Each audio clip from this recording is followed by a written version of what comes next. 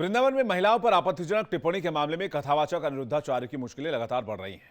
अनिरुद्धाचार्य को साधु संतों ने कड़ी चेतावनी दी है। साधु संतों की ओर से 11 सदस्यीय समिति का गठन किया गया।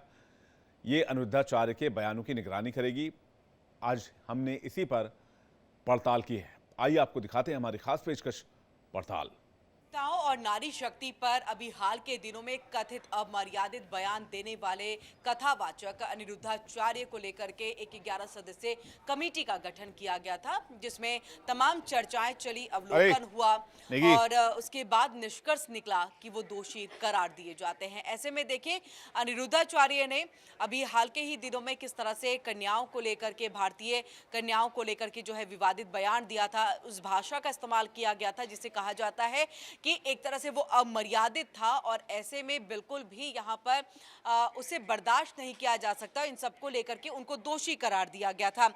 देखिए, शब्द न सिर्फ अनुचित हैं बल्कि समाज में एक रोष फैलाने वाले भी हैं। ये तमाम बातें जो है ये कही गई थी उस 11 सदस्यीय कमेटी के द्वारा। ऐसे में देखिए, 7 अगस्त को ब्रज धर्माचार्य परिषद और श्री कृष्ण जन्मभूमि संघर्ष न्यास की ओर से जो है श्रीधाम वृंदावन में चेतावनी सभा बुलाई गई थी और इसी सभा में ये 11 सदस्यीय कमेटी का गठन किया गया था। इसमें तमाम चर्चाएं चली, विचार विमर्श किया गया, अवलोकन हुआ। अब इसके बाद देखिए ये रिपोर्ट तैयार की, लेकिन देखिए रिपोर्ट पर माफी मांगने के बजाय कथावाचक अनिरुद्धाचार्य ने कुछ महिलाओं को बुला करके अपने कथन को, अपने वाक्य को सत्य साबित करने को लेकर के उनसे बयान दिलवा दिया। अब ऐसे में देखिए नाराजगी कमेटी के सामने आ गई है। कमेटी ने यह भी बताया कि उन्होंने हाल ही में एक वरिष्ठ पत्रकार को भी जो है अमर्यादित भाषा का इस्तेमाल करते हुए उसके बारे में जिक्र किया था, जो कि बहुत ही निंदनीय है। अब ऐसे में कमेटी के जो अध्यक्ष हैं दिनेश फलहारी महाराज सहित अन्य सदस्यों ने पत्र जारी कर कहा है कि अनिरुद्धाचार्य को जो है माफी मांगनी चाहिए और सार्वजनिक तौर पर जो है ये माफी मांगनी चाहिए और साथ ही 101 कन्याओं का पूजन भी उनको करना चाहिए और इसके बाद उन्हें ये कहना चाहिए कि आइंदा से भविष्य में कभी भी वो किसी भी कन्या को लेकर के इस तरह के अमर्यादित भाषा का इस्तेमाल नहीं करेंगे या किसी तरह की टिप्पणी जो है उनकी तरफ से नहीं की जाएगी।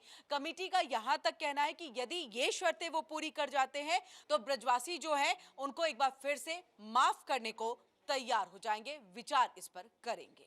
कथावाचक अनिरुद्धाचार्य जी महाराज जो है इस वक्त लगातार विवादों में फंसे हुए हैं। एक के बाद एक कोई ना कोई ऐसा विवाद होता है जिसमें वो फंस जाते हैं अपने बयानों के लिए। हालांकि ज़्यादातर मामलों में होता ये है कि जब उनकी कथा के दौरान जो उनके चाहने वाले हैं, जो कथा को सुनने वाले वहाँ पर आते हैं, वो अपने प्रश्नों को वहाँ पर रखते हैं। ऐसे कई मामलों में अपनी हाजिर जवाबी के लिए अनिरुद्धाचार्य जी जो हैं वो जाने जाते हैं। उनकी तरफ से जो स्टेटमेंट आता है और वो कमेंट्स सोशल मीडिया पर वायरल भी होते हैं बाकायदा। यानी सवाल कुछ भी हो, एक जवाब हमेशा अनिरुद्धाचार्य जी महाराज के पास जो है वो तैयार रहता है। और लेकिन इस दौरान जितने भी उनकी तरफ से बयान दिए गए और महिलाओं से जुड़े जो बयान थे वो महिलाओं ने पसंद नहीं किए, उसको उस रूप में नहीं देखा। हालांकि बाद में अनिरुद्धाचार्य जी की तरफ से ये क्लियरेंस जो है, क्लैरिटी देने का प्रयास किया गया, सफाई की भाई ये हम किसी महिला का अपमान करने का उद्देश्य नहीं था, हमने केवल उस विषय पर बात की, सत्य को बोला, जो चरित्रवान महिलाओं के बारे में हमने बोला, वो तमाम चीज़ें उनकी तरफ से जो है वो कही गई थी। लेकिन इस बार ये लिव इन रिलेशनशिप को लेकर अपने बयान को देकर ये फंसते हुए यहाँ पर नज़र आ रहे हैं। उनके बयान से जो है महिलाओं में गुस्सा जो है वो भड़क चुका है। महिलाएं काफ़ी भड़की हुई हैं। यहाँ पर एक कार्यक्रम में उन्होंने ये कहा कि लोग जल्दी शादियाँ करना अगर शुरू कर देंगे, देखिए क्योंकि अब लड़कियां 25 साल की उम्र में आती हैं और 25 साल में की लड़की जो है हर जगह जिस शब्द का इस्तेमाल किया गया, मुंह मार चुकी है, वो तमाम चीज़ें, इसका विरोध यहाँ पर जो है वो किया जा रहा था। हालांकि अपने अंदाज में वो बोलते हैं, अपने अंदाज में बात को रखते हैं और इसी का विरोध होता है। लेकिन इस टिप्पणी को लेकर सोशल मीडिया पर भारी आलोचना है। कई एक्टिविस्ट और कई जगहों पर तो हिंदूवादी कुछ नेता या फिर संत कह लीजिए, उनकी तरफ से भी समर्थन नहीं है कि भाई इतना बोलने की अनुमति नहीं है, इतना आप नहीं कह सकते, आप जो बोलना है उसकी एक सीमा होनी चाहिए। और आपने जो भी कहे, क्योंकि लोग आपको सुनते हैं, आप एक पब्लिक फिगर बन चुके हैं, तो आपको लोग सुनेंगे, तो आप सोच समझ कर बोलिए। तो इसीलिए उनकी तरफ से जो कहा गया समर्थन में बहुत कम लोग हैं उनके साथ, लेकिन विरोध में ज़्यादा लोग आ गए हैं। अब ये कोई पहला मौका नहीं है। नारी शक्ति, सामाजिक मुद्दों पर अपनी टिप्पणियों के लिए वो जाने जाते हैं, क्या कुछ वो कह देते हैं। तो अब इसको लेकर ख़ास तौर पर जो फंसने का कारण है वो महिलाओं को लेकर और ये रिलेशनशिप्स को लेकर और मुंह मारना, ये तमाम चीज़ें। लेकिन दिक्कत ये थी कि केवल महिलाओं को यहाँ पर वो यहाँ पर कोट करते थे, यानी उनका उदाहरण देते थे, पुरुषों का नहीं देते थे।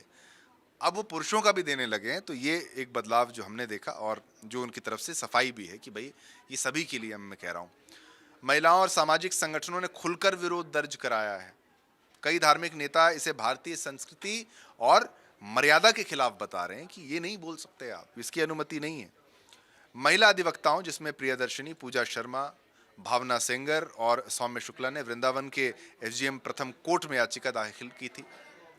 इसमें भारत के नए भारतीय न्याय संहिता की सुसंगत धाराओं के तहत अनिरुद्धाचार्य जी महाराज पर मुकदमा दर्ज करने की मांग की गई है।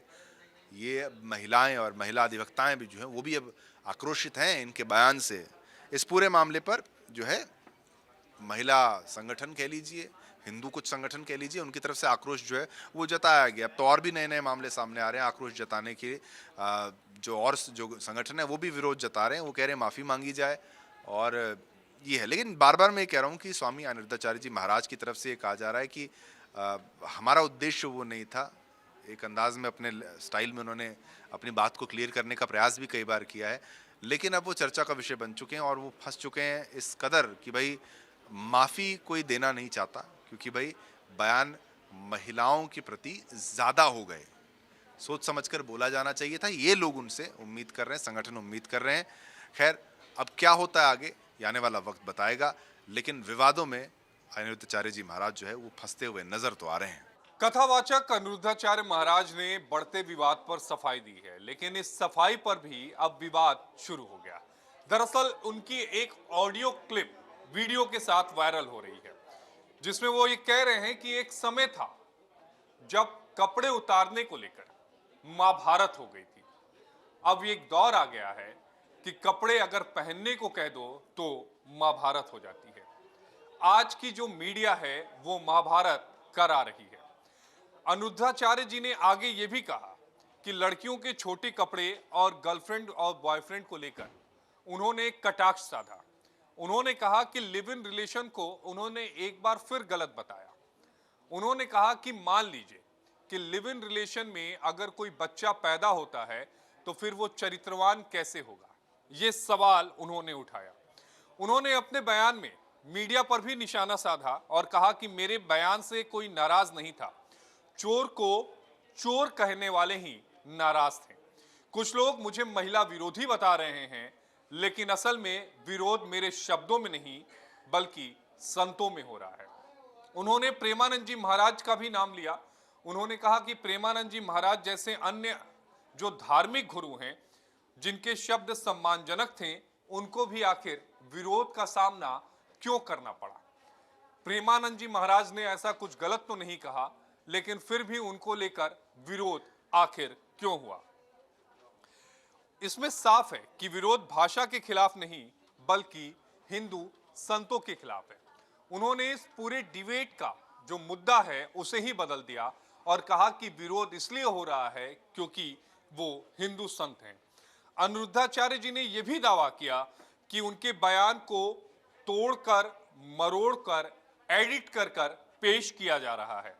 उन्होंने माना कि मुख मारना जैसी ग्रामीण अभिव्यक्ति शायद अनुचित रही हो, लेकिन उसका मूल जो संदेश है वो सही है। उनके मुताबिक पूरा बयान 6 मिनट का था, जबकि विवाद केवल 30 सेकंड के एडिटेड क्लिप को लेकर किया गया।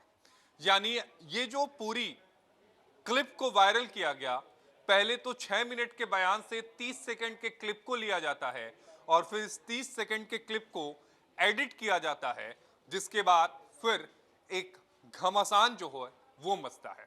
अब सवाल यह है, अनिरुद्धाचार्य जी ने अपने बयान तो दिए, लेकिन इस पूरी लड़ाई को संत बनाम नाराज लोगों की वो बनाने में जुट गए हैं। उनका कहना है कि शब्दों का चयन सही नहीं हो सकता, लेकिन उनके इरादे, उनके वक्तव्य सही थे। कथावाचक अनिरुद्धाचार्य से जुड़े विवाद खत्म होने का नाम नहीं ले रहे। एक तरफ कथावाचक अनिरुद्धाचार्य जो एक समय में अपनी कथाओं के लिए जाने जाते थे, एक अच्छे वक्ता के तौर पर उन्हें जाना जाता था कि जब भगवत गीता को लेकर वो अलग अलग हम कह सकते हैं अध्याय जो है बताते थे, कहानी के तरीके से उसे सबके सामने रखते थे, हिंदू धर्म का प्रचार एक तरीके से करते थे। लेकिन अब एक तरीके से उनकी जो छवि है वो वुमेनाइजर के तौर पर बनते हुए नजर आ रही है। ऐसा हम नहीं कह रहे हैं, ऐसा सोशल मीडिया पर जो यूजर्स हैं वो कह रहे हैं। देखिए, लगातार जो अनिरुद्धाचार्य की तरफ से बयान सामने आ रहे हैं वो कहीं ना कहीं महिलाओं के विरुद्ध जो है वो जाते हुए नजर आ रहे हैं। अब उन्होंने हाल ही में हमारी जो संस्कृति है और जो भी अगर हम बात करें जो उसमें एक बदलाव हो रहा है, और आने वाले अगर हम समय की बात करें जो आप अपने कपड़ों को भी देखेंगे, आचरण को देखेंगे, बोलने के तरीके को देखेंगे, उसका पूरा इल्ज़ाम जो है वो बॉलीवुड पर लगाते हुए नजर आ रहे हैं कि जो ये वेस्टर्नाइजेशन हो रहा है, जो हम कपड़े पहन रहे हैं, क्लबिंग कर रहे हैं, पार्टी कर रहे हैं, मांस मदिरा का जो लगातार हम देख रहे हैं कि चलन बहुत ज़्यादा बढ़ रहा है, इसके पीछे उन्होंने आरोप लगाया कि बॉलीवुड और जो ये सीरीज आ रही है, मूवीज आ रही है, इनका बहुत ज़्यादा असर जो है वो बढ़ते हुए नजर आया।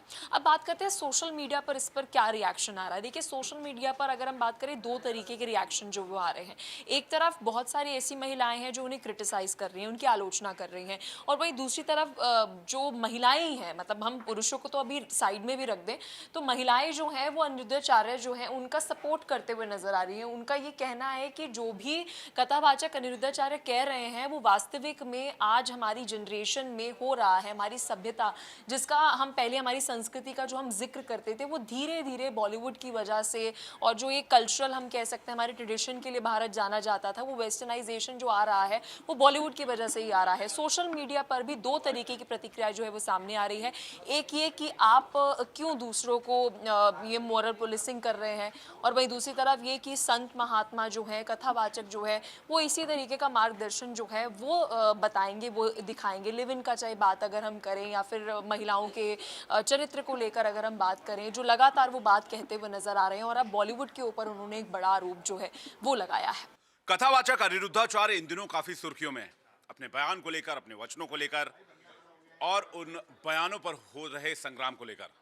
वैसे कथावाचक अनिरुद्धाचार्य अपने भक्तों के बीच पूकी बाबा के नाम से जाने जाते हैं, और न सिर्फ वो अपने बयानों के लिए, लेकिन कहा जाता है कि वो अपनी कमाई और लग्जरी लाइफस्टाइल के लिए भी चर्चा में आ गए हैं। 25 साल की अविवाहित लड़कियों और लिव इन में रह चुकी महिलाओं पर विवादित टिप्पणी करने के बाद उनके आय के सोर्स और संपत्ति को लेकर खूब बातें हो रही हैं। क्या बातें हो रही हैं उनके इनकम सोर्स को लेकर और प्रॉपर्टी को लेकर, वो मैं आपको बताता हूं। कहा जाता है कि अनिरुद्धाचार्य लग्जरी कारों के काफी शौकीन हैं। वो टेस्ला मॉडल वाई और वॉल्वो XC90 जैसी महंगी गाड़ियों में देखे जा चुके हैं। उनकी कुल संपत्ति करीब 25 करोड़ रुपए है। उनके ट्रस्ट की कुल संपत्ति 1000 करोड़ रुपए के आसपास बताई जा रही है। हालांकि इंडिया डेली इन दावों की पुष्टि नहीं करता है। अनिरुद्धाचार्य महाराज की कमाई का मुख्य स्रोत धार्मिक प्रवचन और कथा है। कहा जाता है कि एक दिन की कथा के लिए वो 1 से 3 लाख रुपए लेते हैं, जबकि भागवत कथा के लिए उनकी फीस 10 से 15 लाख रुपए तक है। उनकी मासिक कमाई करीब 45 लाख रुपए बताई जाती है। इसके अलावा वो धार्मिक आयोजन और इवेंट्स को लेकर भी कमाई करते हैं। सोशल मीडिया पर उनके लाखों फॉलोअर्स हैं, और यहां से भी हर महीने वो 2 से 3 लाख रुपए कमाते हैं। इतना ही नहीं, अनिरुद्धाचार्य कई गौशालाओं का भी संचालन करते हैं। वृंदावन स्थित उनके गौरी गोपाल आश्रम में लोगों के रहने और खाने की निःशुल्क व्यवस्था की जाती है। हालांकि पब्लिसिटी और पॉपुलैरिटी के साथ उनकी करोड़ों की दौलत भी उन्हें विवादों में घसीट रही है। फिलहाल अनिरुद्धाचार्य विवाद खत्म करने के बजाय मोर्चा लेने के मूड में नजर आ रहे हैं, और वो इन दिनों ये भी कह रहे हैं कि मीडिया वाले अगर मुझे फांसी देना चाहते हैं तो उन्हें मंजूर है। यानी कि साफ है कि अनिरुद्धाचार्य ने जो कहा है वो उस पर अभी भी अडिग हैं। अनिरुद्धाचार्य किसी भी कीमत पर अपने बयान से पलटना नहीं चाहते हैं। हालांकि वो पहले माफी मांग चुके हैं, लेकिन उसके बाद उन्होंने कहा कि संतों को निशाना बनाया जा रहा है, मीडिया ट्रायल किया जा रहा है, उनके बयान का बेवजह विवाद बनाया जा रहा है, विवादों में घसीटा जा रहा है। लेकिन अब वो विवादों के बीच घसीटे नहीं जा रहे, वो विवाद का केंद्र बनते जा रहे हैं।